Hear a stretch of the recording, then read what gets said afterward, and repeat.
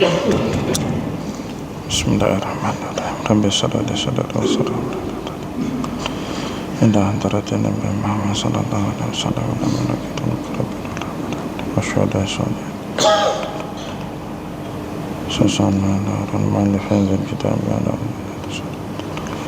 warahmatullahi subhanahu wa ta'ala.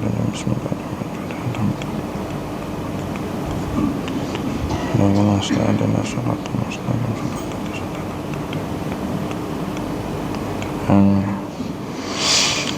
Bismillahirrahmanirrahim. Assalamualaikum warahmatullahi wabarakatuh.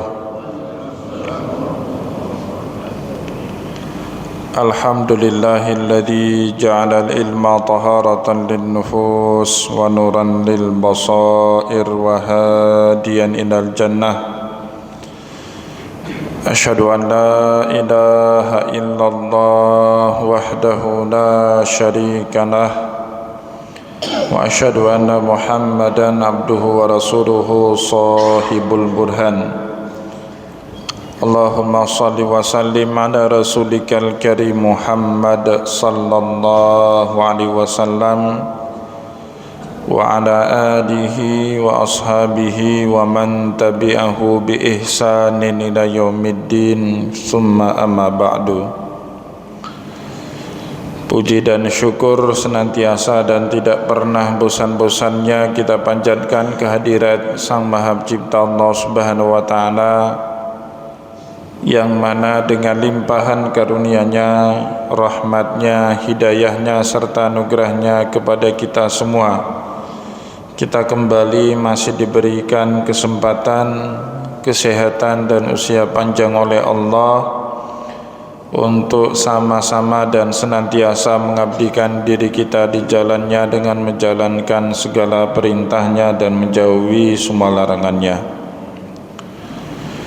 Salawat diringi salam juga tidak pernah lupa pula kita haturkan kepada junjungan alam Nabi besar Muhammad sallallahu alaihi wasallam, di mana beliau telah bersabda dalam sebuah hadisnya, taraktum fikum amrayni la in tamassaktum bihima dan tadillu abada, kitaballahi wa sunnati. Telah aku tinggalkan kepada kalian dua pusaka, yang jika kalian berpegang kepada dua pusaka tersebut, niscaya kalian tidak akan pernah tersesat selama-lamanya. Al-Quran kitabullah dan hadis sunnahnya Rasulullah sallallahu alaihi wasallam. Bapak Ibu kaum muslimin dan muslimat yang dimuliakan oleh Allah, mari pada kesempatan subuh yang barokah ini, sambil sama-sama kita berharap mendapatkan keberkahan subuh sebagaimana yang memang didoakan kita oleh Rasulullah sallallahu alaihi wasallam, Allahumma barik ummati fi bukuriha, ya Allah berkatilah umatku di waktu subuhnya. Mari sama-sama kita kembali melanjutkan pengajian hadis kita pada kesempatan subuh yang barokah ini, sambil kembali kita niat iktikaf.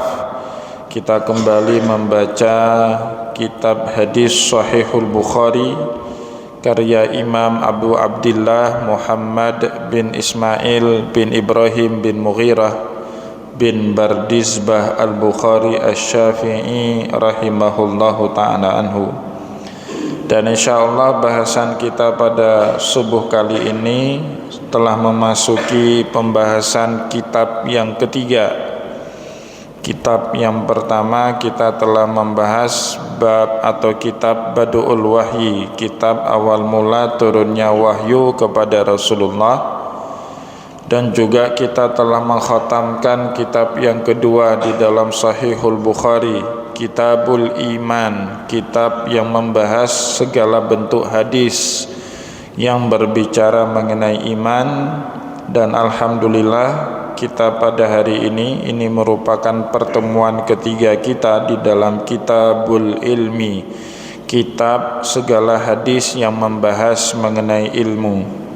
Dan insyaallah pada kali subuh kali ini kita akan masuk kepada bab yang ketiga dalam kitab yang ketiga, Kitabul Ilmi. Bab yang ketiganya, babun man rafa'a sautahu bil ilmi. Bab adanya anjuran dari Rasulullah SAW, siapa saja yang menyampaikan ilmu, siapa saja yang sedang menyampaikan atau mengajarkan ilmu, maka ilmu itu disampaikan dengan suara yang jelas, ya, dengan suara yang nyaring, sehingga audiens jamaah siapapun yang mengikuti majelis ilmu itu dapat menangkap pesan yang disampaikan kepada mereka. Nah, oleh sebab itu Bapak Ibu kaum muslimin dan muslimat yang dimuliakan oleh Allah, tidak ada satupun rasul ataupun nabi, ya, yang diutus oleh Allah Subhanahu wa taala kepada umat manusia kecuali mereka diberikan oleh Allah kefasihan lisan dalam menyampaikan pesan-pesan agama Allah. Mulai dari Nabiullah Adam, Nabiullah Idris, Nabiullah Nuh, Ibrahim, Isa, sampai Nabiullah Muhammad. Bahkan Nabi Muhammad secara khusus menyebut dirinya utitu min jawami'il kalim. Allah Subhanahu wa taala telah memberikan saya salah satu mukjizat, yaitu jawami'ul kalim. Jawami'ul kalim itu kemampuan berorasi, kemampuan beretorika dengan kata-kata singkat tapi syarat makna, itu namanya jawami'ul kalim. Nah, Rasulullah SAW sebagaimana nabi-nabi yang lain diberikan juga oleh Allah kefasihan lisan, ya, sehingga mereka bisa bertutur kata yang dengan tutur kata itu jelas dan bisa mudah dipahami oleh para umatnya, oleh pengikutnya. Nah, sebab itulah dalam sejarah kenabian ada satu orang nabi, Bapak Ibu, yang tidak memiliki kefasihan lisan. Tapi tidak memilikinya nabi tersebut kepada kefasihan lisan bukan karena cacat bawaan lahir, tapi karena resiko perjuangan yang menghendaki beliau mengalami itu. Siapa? Nabiullah Musa alaihi salam, ya.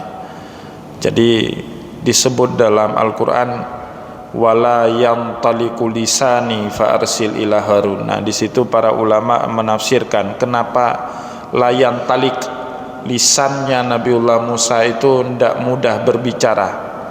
La yantaliqu lisani, ya, lidahnya itu kayak terbelenggu. Jadi di situ ditafsirkan ayat tadi itu di dalam surat Thaha, la yantaliqu lisani fa arsil ila Harun. Ayat itu ditafsirkan oleh para ulama dengan satu cerita di masa kecilnya Nabiullah Musa. Jadi Nabiullah Musa alaihissalam, sebagaimana yang jamak kita ketahui, beliau dipungut anak sama Fir'aun semenjak beliau kecil, ya, karena pada saat itu Fir'aun bermimpi kalau suatu saat nanti kekuasaannya akan dihancurkan oleh seorang laki-laki yang lahir dari kalangan Bani Israel. Sebab itulah semua bayi laki-laki yang lahir dalam 2 tahun terakhir semenjak mimpinya Fir'aun itu digenosida, dibunuh secara massal.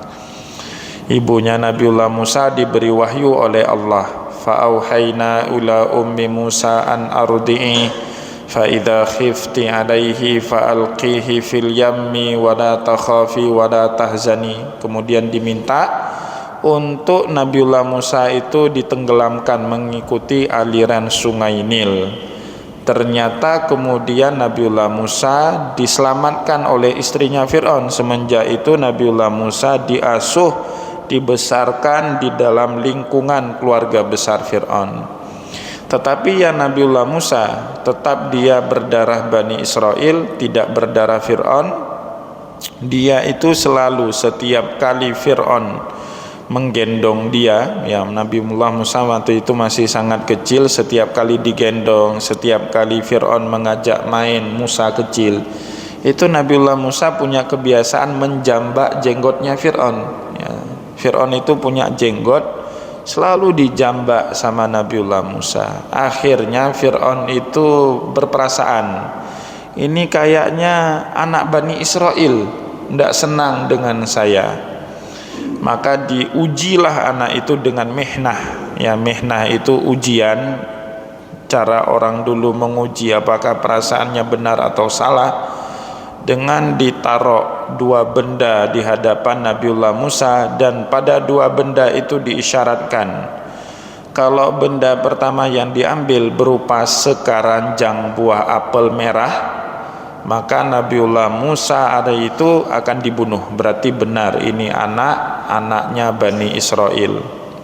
Tapi jika Musa kecil pada hari itu mengambil beberapa batu api, ya, batu yang kemudian dinyalakan api di atasnya, dalam bahasa hadis disebut dengan jamroh. Ya, kalau Nabiullah ngambil jamroh itu diisyaratkan oleh Fir'aun, maka dia akan selamat, ya, dari mihnah, dari inkuisisi ini. Diuji Nabiullah Musa, dihadapkan di depan Nabiullah Musa sekeranjang apel dan sekeranjang batu yang ada bara apinya. Tentu yang namanya anak kecil Bapak Ibu ndak kuat, ya, menahan godaan buah apel warna merah. Begitu juga Nabiullah Musa, sudah siap-siap tangannya mengambil buah apel, tiba-tiba datang malaikat Jibril menepis tangannya Nabiullah Musa, sehingga yang terambil sama Nabiullah Musa itu tidak jadi apel, tapi terambillah buah batu itu. Kemudian oleh Fir'aun diminta batu jamroh yang ada bara api itu ditelan sama Nabiullah Musa. Nah, akhirnya Nabiullah Musa pun menelan batu yang masih sangat panas itu ke dalam lisannya, ke dalam mulutnya, dan itulah yang menyebabkan kemudian hari lisannya Nabiullah Musa itu al-thagh. Dalam hadis disebut al-thagh. Al-thagh itu orang yang pendek lidahnya, ya, sehingga sulit mengucapkan kalimat atau huruf-huruf tertentu. Ro sudah jelas nggak bisa ucap, ya, orang pendek lidah itu R nggak bisa ucap, dan kalimat-kalimat tertentu nggak bisa ucap karena pendek lisannya Bapak Ibu. Kita kan berbicara itu memantulkan lisan ke atas, ke bawah, ke samping, ke kanan daripada dinding-dinding mulut kita. Jadi kalau orang pendek lisannya, bagaimana cara dia memantul-mantulkan itu lisan ke atas, ke bawah, ke kanan, ke kiri daripada dinding-dinding mulut kita? Nggak bisa dilakukan. Nah, itulah yang menyebabkan Nabiullah Musa alaihissalam mengalami cedera al-thagh. Jadi beliau bukan bawaan lahir, ya, salah betul, karena Allah tidak mungkin menciptakan seorang nabi sejak lahirnya itu sudah cacat, tidak mungkin. Nah, itu yang disebut cacat karena resiko perjuangan. Nabi Muhammad sendiri Bapak Ibu, ya, setelah beliau jadi nabi, pada tubuhnya Nabi Muhammad itu banyak sekali luka yang sampai kadang-kadang membuat beliau seperti orang cacat, ya. Di tulang rusuk beliau itu kan ada yang beberapa patah itu, ya, sujjad wajahu warabaat wakasarat rabaiyatahu, ya, sujja wajahu, kata para ulama itu atau kata para sahabat, setelah perang Badar Nabi Muhammad itu sujja wajahu, bonyok mukanya, keluar darah. Wakasarat rabaiyatahu, beberapa giginya tanggal, Pak. Jadi Nabi Muhammad itu copot giginya. Apakah itu bawaan lahir? Tidak, itu resiko perjuangan, ya. Jadi cacatnya seorang nabi itu boleh karena itu adalah resiko perjuangan, tapi bukan bawaan lahir. Oleh sebab itulah Nabiullah Musa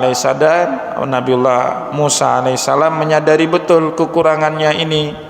Bagaimana mungkin beliau bisa menyampaikan pesan-pesan Allah secara sempurna kepada umatnya, padahal beliau punya kelemahan, ya. Maka saat Nabiullah Musa diangkat sama Allah di Bukit Tursina menjadi rasul, menjadi nabinya Allah, doa pertama yang dipanjatkan oleh Nabiullah Musa apa?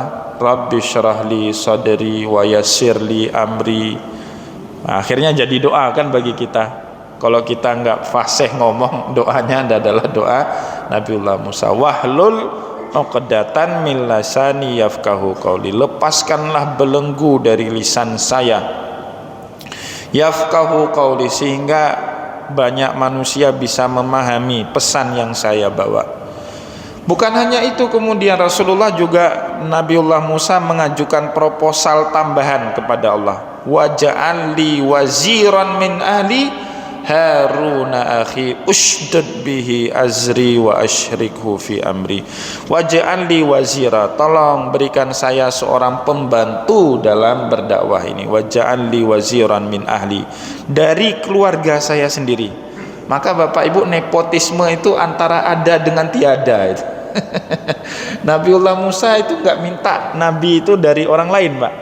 Adik dia sendiri. Harun itu kan saudara seibu beda bapak dengan Nabiullah Musa. Waj'al li waziran min ahli, angkatlah saya seorang menteri. Maka menteri itu dalam bahasa Arabnya wazir, Pak. Kementerian wizarah yang disebut.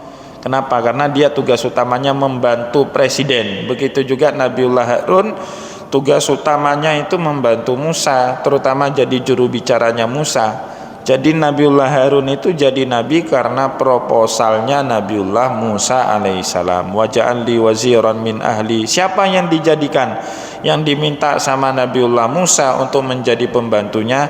Haruna akhi, Harun saudaraku sendiri. Fa innahu afsahu minni lisanan. Dalam ayat yang lain kenapa Harun? Karena Harun itu afsahu minni lisanan, lisannya itu lebih fasih daripada saya. Ya, fa arsilhu ma yarid an yusaddiquni inni akhafu ayyukadzibun. Maka tolonglah Allah angkat Harun itu menjadi nabi membantu saya. Saya takut didustakan oleh orang. Kalau saya ngomong orang enggak paham apa yang saya bicarakan. Nah, sehingga Nabiullah Musa itu ada juru bicara, Pak. Nah, juru bicaranya Nabiullah Harun alaihissalam. Musa itu orang sangat percaya diri, orang yang sangat garang kalau sudah di medan dakwah. Tapi yang jangan disuruh itu berbicara. Yang bek kayu marit baklun. Nah, Nabiullah Musa punya kelemahan di situ ya. Tapi nabi-nabi yang lain Bapak Ibu punya kecakapan, punya kefasihan lisan dalam menyampaikan pesan-pesan agama Allah. Itulah kemudian kenapa Nabiullah Muhammad sallallahu alaihi wasallam selalu diminta oleh Allah untuk bertutur kata yang baik dengan suara yang nyaring, yang bisa dipahami oleh banyak orang. Ya kan, banyak sekali ayat Al-Qur'an itu. Ya ayyuhalladzina amanu taqullaha wa qulu qaulan sadida. Orang-orang yang beriman, ittaqullah, bertakwalah kepada Allah, wa qulu qaulan sadida, berkatalah dengan kata-kata yang tepat ya. Begitu juga di dalam ayat yang lain Allah Subhanahu wa taala mengatakan ulaikal ladzina ya'lamallahu ma fi qulubihim fa'arid anhum wa izhum wa qul lahum fi anfusihim qaulan baligha. Wa izhum, Muhammad nasihati mereka. Wa qul lahum, sampaikanlah pesan-pesan Allah kepada mereka dengan cara apa? Qaulan baligha, dengan suara yang nyaring, yang itu dipahami oleh orang lain ya, yang sampai, enggak hana mengkabom. Nabi Muhammad itu kalau bicara enggak apa namanya ya, enggak mudah, bukannya enggak mudah dipahami, tapi sangat mudah dipahami oleh para jamaahnya. Itulah sebab Bapak Ibu kaum muslimin yang dimuliakan oleh Allah, Imam At-Tirmizi di dalam sunannya, dan itu nanti dijadikan sunnatul khatib oleh Imam Nawawi di dalam kitab Majmu' Syarah Al-Muhadzab. Imam Nawawi di dalam kitab Majmu' Syarah Al-Muhadzab mengatakan salah satu sunnah bagi seorang khatib dalam menyampaikan khutbahnya, khutbah itu harus disampaikan dengan suara yang tinggi ya. Kenapa demikian? Karena ternyata dalam kitab hadis, Bapak Ibu kaum muslimin yang dimuliakan oleh Allah, teriwayatkan kepada kita bagaimana caranya Rasulullah membaca dua rukun khutbah. Disebutkan di dalam Sunan At-Tirmizi, Rasulullah sallallahu alaihi wasallam idza khataba yaumal jum'ati, beliau itu kalau menyampaikan atau membaca dua rukun khutbah di hari Jumat, ala sautahu ya, disampaikan khutbah itu dengan suara tinggi ya, washtadda ghadabahu, seolah-olah beliau seperti orang yang sedang marah, wahmarra wajhahu, mukanya Nabi Muhammad yang putih sampai memerah. Ya tentu karena nggak ada mikrofon waktu itu Bapak Ibu ya. Jadi suara Nabi Muhammad itu tinggi sekali. Alhamdulillah, tinggi sekali. Wahmarra wajahu ka'annahu munzirun jaish, seolah-olah Nabi Muhammad sedang memberikan arahan di hadapan satu batalion pasukan tempur. Oleh sebab itu Imam Nawawi nanti boleh dibaca di dalam kitab Majmu', kitab fikihnya Syafi'i itu mengatakan makruh kalau khatib itu membaca khutbahnya dengan suara rendah. Makruh itu Bapak Ibu. Alhamdulillah, alhamdulillah, semangat, ngantuk lah jamaahnya. Maka tempat yang paling enak tidur di mana Pak? Ya waktu khatib sedang baca rukun khutbah Jumat. Itu paling enak kita tidur di situ. Apalagi kalau khatibnya berayun-ayun dengan lagu Alhamdulillah. Nah itu makruh Pak. Bukan saya yang bilang, dalam kitab fikih Syafi'i, silakan dibuka nanti kitab Majmu' Syarah Al-Muhadzab karangan Imam Nawawi. Alhamdulillah, alhamdulillahi rabbil alamin. Ada ya Tengku Nawawi ya? Di tempat kita ada, tapi itu makruh. Khatib itu waktu menyampaikan khutbah ya seperti yang diajarkan oleh Rasulullah dengan suara yang tinggi. Alhamdulillah, alhamdulillahi rabbil alamin. Nah, suaranya harus tinggi ya. Bahkan disebut dalam hadis itu ka'annahu munzirun jaish, seolah-olah Nabi Muhammad sedang menggerakkan satu batalion pasukan tempur. Berarti kayak mana cara kita melihat itu? Lihat aja Pak Pangdam ngomong gimana. Kalau Pak Pangdam sedang instruksi ya di hadapan pasukannya gimana cara ngomongnya ya waktu khutbah Jumat seperti itu Pak. Sehingga saat Nabi menyampaikan pesan-pesan agama di atas mimbar Jumat, tidak ada seorang pun sahabat Nabi yang tertidur. Ya itu sunnahnya dari Rasulullah. Nah di dalam bab yang ketiga ini ya, jadi sunnahnya sudah jelas sekali, meskipun kita tidak baca hadisnya sudah jelas sekali ya. Man rafa'a sautahu bil ilmi, kita punya anjuran dari Rasulullah, bahkan itu disunnahkan oleh Nabi. Kita memberikan arahan, kita memberikan wejangan, bahkan kita memberikan ilmu di dalam majelis ilmu itu harus dengan suara yang nyaring sehingga orang itu benar-benar paham pesan yang kita sampaikan kepada mereka ya. Man rafa'a sautahu bil ilmi ya, maka kemudian masjid wajib memfasilitasi ya. Ini tengkunya ndak ada lagi ya akhi ya. Apa fasilitasi? Mikrofonnya harus bagus. Kata ketua DMI Dewan Masjid Indonesia itu Pak Kala ya, kata Pak Yusuf Kala itu 70% masjid di Indonesia itu tidak bagus mikrofonnya, tapi alhamdulillah masjid kita bagus ya. Banyak Bapak Ibu kadang-kadang masjid mikrofonnya jelek betul ya, kasihan jamaahnya itu mungkin di saf 1, 2, 3 yang bisa dengar pengajian atau ceramah seorang guru, tapi di saf-saf yang belakang itu sudah tidak kedengaran lagi. Itu salah satu sarana kita ya, bagaimana kita menyahuti perintah Nabi Muhammad sehingga pesan agama ini tersampaikan luas kepada siapapun yang ikut ke dalam majelis taklim. Di dalam bab yang ketiga ini oleh Imam Bukhari diriwayatkan kepada kita hadis ke-60. Haddatsana Abu Nu'man Arim bin Fadlin qala haddatsana Abu Uwanah an Abi Bishrin an Yusuf bin Mahak an Abdullah bin Amru. Ya, ini Abdullah bin Amru bin As. Ya, jadi ceritanya dari Abdullah bin Amru bin As, putranya Amru bin As, salah satu dari 4 orang sahabat junior. Makna atau definisi dari sahabat junior itu Bapak Ibu kaum muslimin yang dimuliakan oleh Allah, di mana saat Rasulullah SAW wafat pada tahun 11 Hijriah, usia mereka belum akil baligh. Nah, itu sahabat junior. Nah, dari kalangan sahabat junior ini kelak ya banyak sekali di antara mereka menjadi guru-gurunya tabi'in, generasi yang kedua.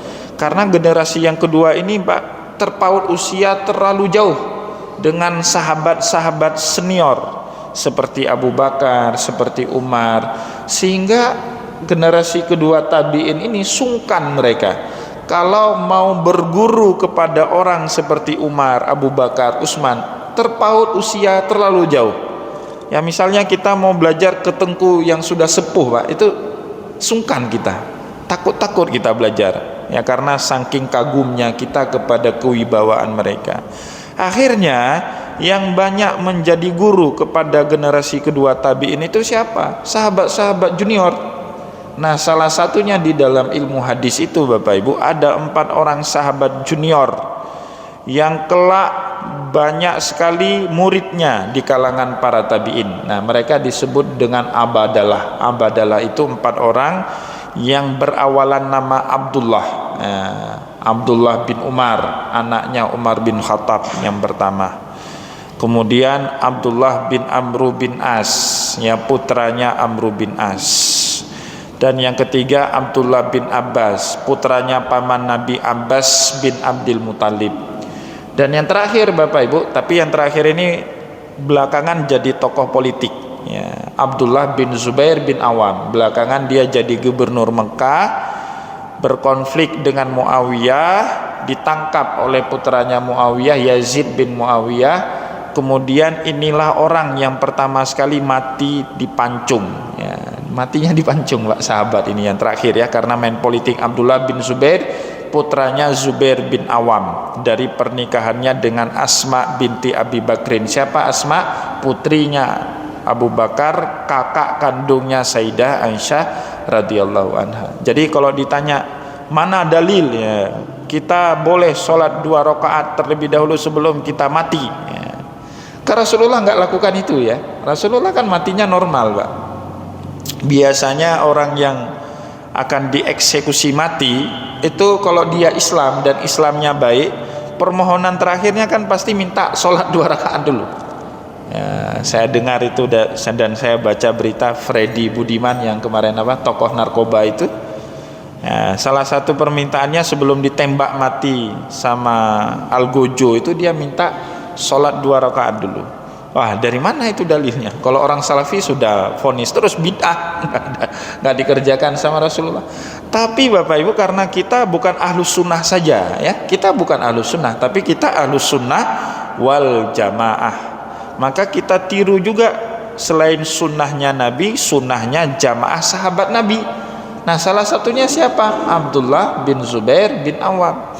Beliau sebelum dipancung kepalanya izin, minta permintaan terakhir sholat 2 rakaat. Nah, diizinkan sama Al-Halaj, panglima perangnya Yazid bin Muawiyah itu. Tapi belum sempat dia tuntaskan rakaat keduanya, di ruku rakaat atau di sujud rakaat kedua, kepalanya disitulah ditebas, ya, hendak sampai assalamualaikum, hendak sampai 2 kali salam itu. Nah, itu pertama sekali dilakukan oleh Abdullah bin Zubair bin Awam. Nah, hadis kita pada hari ini diriwayatkan oleh putranya Amru bin As, Abdullah bin Amru bin As qala, ya, beliau berkata atau bercerita kepada kita, takhallafa anna nabiyyu sallallahu alaihi wasallam fi safaratin safarnaha.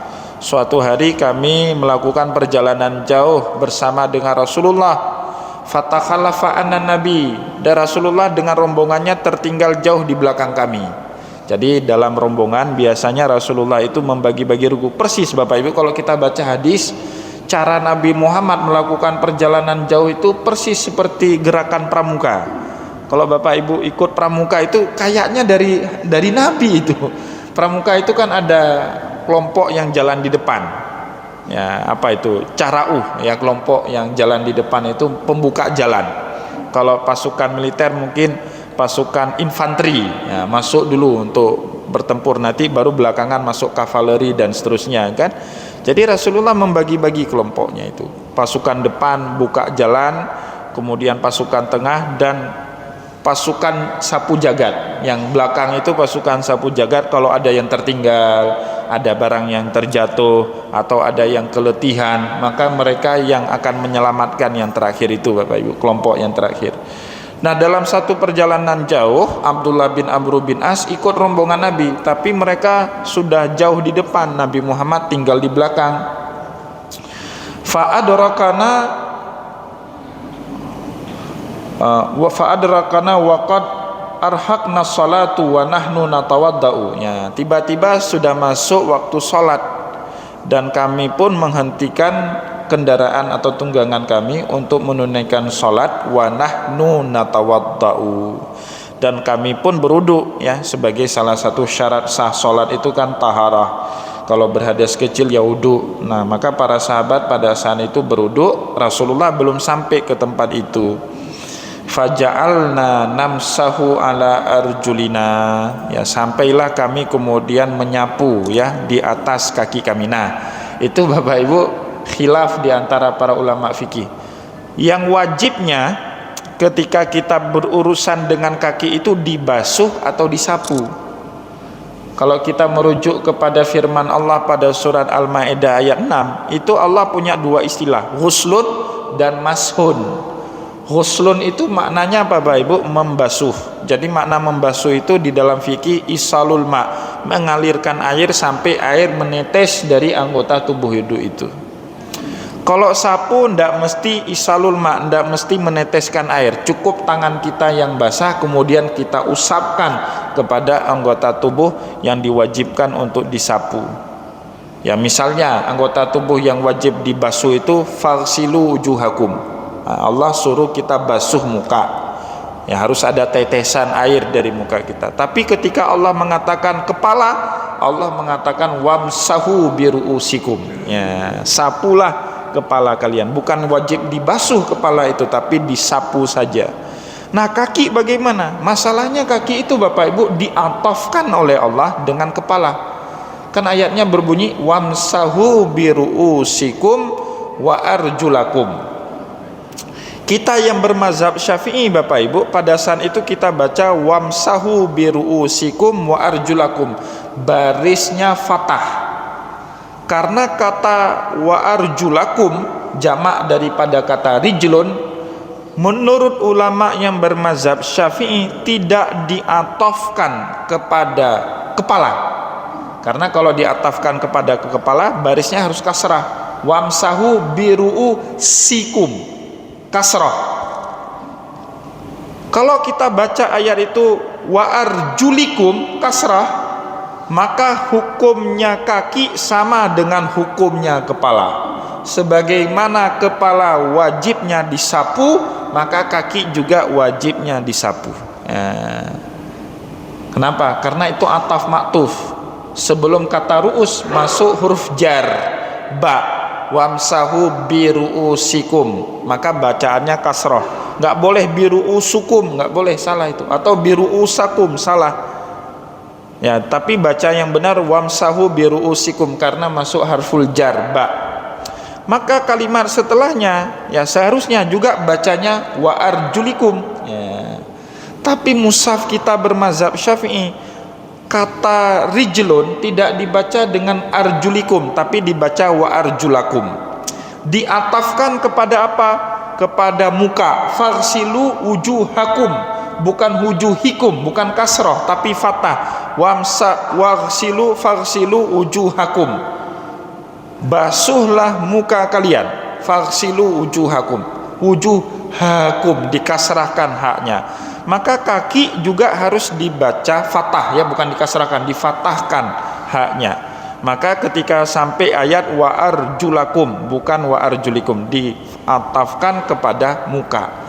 Itu pemahaman di dalam mazhab Syafi'i. Nanti buka mushafnya Quran kita itu, karena kita bermazhab Syafi'i di Indonesia Bapak Ibu, maka ayat itu kita baca wa arjulakum ya.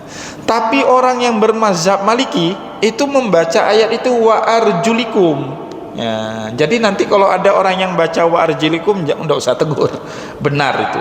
Tapi dengan syarat tadi uduknya enggak dibasuh kaki, tapi disapu aja. Ya, orang Maliki Pak, kaki disapu Pak, nggak dibasuh. Nah, bahkan di dalam mazhab Syafi'i yang boleh disapu itu kan kalau kita pakai khuf. Kalau kita dalam keadaan normal nggak pakai apa-apa, kaki kita ini harus dibasuh dalam mazhab Syafi'i. Kalau nggak dibasuh batal wudhunya.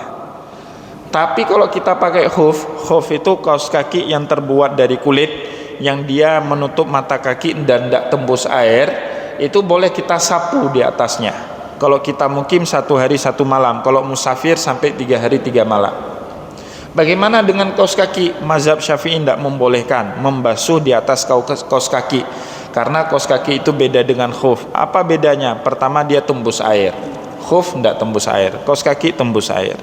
Tapi di dalam mazhab Maliki, Bapak Ibu, kalau kita pakai kaos kaki itu tidak wajib kita copot, pakai aja kaos kaki. Terus gimana wuduknya? Disapu di atas kaos kaki. Maka kalau kita pergi ke masjid di Sudan, Bapak Ibu, di Mesir, itu karpetnya bau ikan asin semua.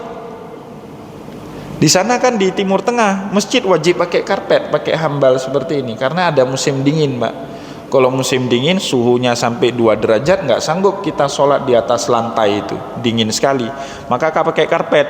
Tapi karena kebanyakan mereka juga bermazhab Maliki, di Sudan itu mayoritas mazhab Maliki. Kalau mereka wudhu, Pak, cuman copot sepatu, kaos kakinya tidak dicopot. Terus di atas kaos kaki itu disapu dengan air, kan bau asin. Apalagi kalau sudah sebulan nggak diganti. Maka paling menderita kita sholat di Sudan itu, Pak, paling menderita kalau kita sujud itu. Padahal kan ada anjuran dari Nabi Muhammad lama-lama sujud. Karena sujud itu kata Rasulullah, aqrabu ma yakunul abdu min rabbih fahuwa sajid, tempat yang paling dekat seorang hamba dengan Tuhannya waktu dia sujud. Diminta sama Rasulullah, fa'aksiru doa, kita perbanyak doa. Tapi kalau kita di Sudan, Pak, ndak betah kita lama sujud, putuh boleh hidung, bawa ikan asin itu. Nah, syukur alhamdulillah kita nggak bermazhab Maliki ya. Kita bermazhab Syafi'i, harus copot itu kaos kaki, nggak boleh pakai, kalau nggak batal wudhunya. Nah, kalau kita pahami penjelasan itu, ndak ada keraguan, nggak heran kalau muncul di sini kalimat dalam hadis Bukhari ini, faja'alna namsahu ala arjulina. Kami kemudian saat berwudhu hari itu, kata Abdullah bin Amr bin As, kami menyapu kaki kami. Ya, bukannya dibasuh tapi disapu. Ya, karena memang ada praktek seperti itu yang dipahami oleh para ulama dari yang diajarkan oleh Rasulullah kepada para sahabat, ya. Rasulullah di belakang pada saat itu, fanada bi'a'la sautihi. Rasulullah melihat mereka menyapu kakinya itu asal-asalan, Bapak Ibu, sehingga tumitnya ini aqab. Ya, dalam bahasa Arab aqab jamak dari kata akbun. Apa ini ya? Tumitnya. Belakang ini apa? Tumitnya. Tumit mereka ini nggak kena, sapunya depan aja gini-gini. Merah, asal-asalan wuduknya itu. Rasulullah di belakang mereka. Dari jauh Nabi Muhammad melihat mereka yang wuduknya asal-asalan itu, fanada bi'a'la sautihi. Maka Nabi Muhammad SAW pun mengoreksi cara wuduknya mereka itu dengan suara yang nyaring, dengan suara yang tinggi. Apa kata Nabi Muhammad? Wailun lil aqabi minan nar. Celaka setiap tumit-tumit dari kaki-kaki kalian yang tidak terbasuh ataupun tidak tersapu pada saat kita berwudu. Hati-hati, hana ruh hati tu sembahyang. Itu hati-hati, Bapak Ibu. Rasulullah mengutuk wailun, celaka, lil aqab, kepada setiap tumit, ya, yang tidak terbasuhkan oleh air wudu minan nar, tempatnya kelak di api neraka. Marrataini aw salasan. Nabi Muhammad mengulang itu 2 atau 3 kali, ya. Wailun lil aqabi minan nar, wailun lil aqabi minan nar. Menurut satu versi riwayat, menurut riwayat yang lain diulang 3 kali oleh Nabi. Wailun lil aqabi minan nar, wailun lil aqabi minan nar, wailun lil aqabi minan nar. Celaka tumit-tumit yang tidak basuh oleh air, tempatnya kelak di api neraka. Itu. Jadi Bapak Ibu yang dimuliakan oleh Allah, meninggikan suara yang dilakukan oleh Rasulullah hanya dalam batas menyampaikan ilmu. Selain itu Nabi Muhammad tidak pernah ninggiin suara. Ngomong sama orang lain suaranya rendah, apalagi berbicara dengan keluarga mereka atau keluarga beliau. Nabi Muhammad tidak pernah meninggikan suara di hadapan orang tua, di hadapan keluarga beliau, di istri-istrinya, tidak pernah. Ya, maka Rasulullah mengatakan khairukum khairukum li ahli wa ana khairu li ahli. Sebaik-baik kalian adalah orang yang paling baik dengan keluarganya. Jadi ini dalil nggak boleh diumumkan. Wah, ini boleh nanti pulang ke rumah kalau istri belum buat kopi saya bentak dia. Nggak boleh, Pak. Itu hanya dalam rangka menyampaikan ilmu saja. Di luar daripada ilmu kita diminta untuk merendahkan suara di hadapan orang lain. Rasulullah kalau berbicara dengan para sahabat tidak dalam rangka hubungan beliau antara sebagai guru dengan murid, itu diminta untuk merendahkan suara beliau di hadapan para sahabat. Allah yang minta, waqfid janahaka limani taba'aka minal mu'minin, rendahkanlah dirimu, rendahkanlah suaramu limani taba'aka, kepada di hadapan pengikut-pengikutmu dari kalangan kaum mukmin.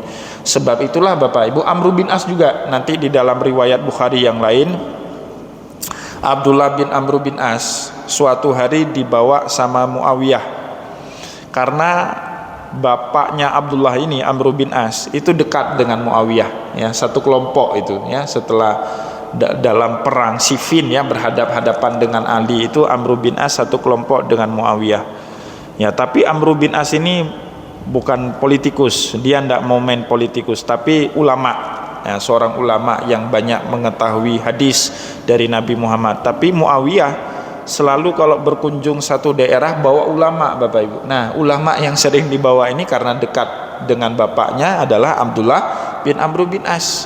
Suatu hari Muawiyah berkunjung, ya, di dalam cerita hadis itu berkunjung ke negeri Kufah. Nah, di ke negeri Kufah pada saat itu sudah muncul ulama dari generasi kedua tabi'in, namanya Imam Masruq.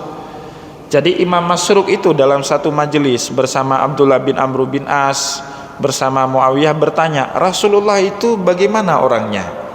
Maka dijawablah, ya, oleh Abdullah bin Amr bin As dalam riwayat hadis itu, Rasulullah sallallahu alaihi wasallam itu orangnya lam yakun fahishan wala mutafahishan. Beliau itu tidak senang berkata kotor, atau perilakunya juga bukanlah perilaku yang keji, ya. Dan kemudian kata Abdullah bin Amr bin As, walam yakun sakhaban fil aswaq. Beliau itu tidak pernah berteriak-teriak di pasar, ya. Kalau beliau masuk pasar, biasa kan orang pasar kan gitu, Pak, hai padumnya, ya kan. Nggak usah ke pasar lah, Bapak Ibu duduk di meja kopi aja, hai cibilung ya. Rasulullah tidak pernah seperti itu, ya. Hai jak kenal oleh pekan ribhat, nah, nggak pernah Rasulullah. Itu sahaban alal aswaq atau sahaban fil aswaq. Kata Abdullah bin Amr bin As, Nabi Muhammad sallallahu alaihi wasallam itu tidak pernah beliau berteriak-teriak di pasar, ya. Jadi suara Nabi Muhammad tinggi itu hanya dalam rangka mengajarkan ilmu kepada orang banyak. Sedangkan yang lain, ya tadi salah satunya riwayat dari Abdullah bin Amr bin As, beliau tidak pernah berteriak kepada orang lain meskipun itu di pasar, ya, sekalipun beliau berada di pasar yang memang banyak orang berteriak di situ, tapi beliau tidak meninggikan suara beliau pada saat di pasar. Baik Bapak Ibu kaum muslimin yang dimuliakan oleh Allah, kita padakan bacaan kita pada kesempatan subuh kali ini. Semoga apa yang kita sampaikan pada kesempatan subuh ini bermanfaat kepada kita semua. Saya mohon maaf jika ada yang tidak berkenan dalam menyampaikan pengajian di subuh kali ini. Wallahu muwaffiq ila aqwamit thariq wa nasrun minallahi fatun qarib. Wassalamualaikum warahmatullahi wabarakatuh.